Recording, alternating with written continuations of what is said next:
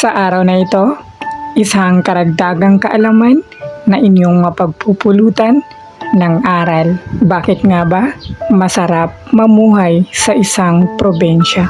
Lumaki ka rin ba sa isang probinsya? Alam kong may mga unforgettable moment kang hindi makakalimutan nung ikaw ay naninirahan sa isang bayan ng probinsya.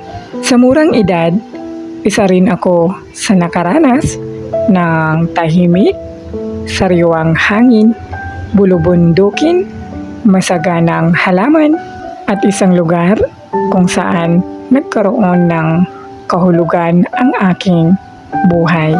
Lahat tayo ay may mga kanya-kanyang bitbit na masasayang alaala kung saan man tayo nanggaling na probinsya. Ito ang kwento ng probinsya.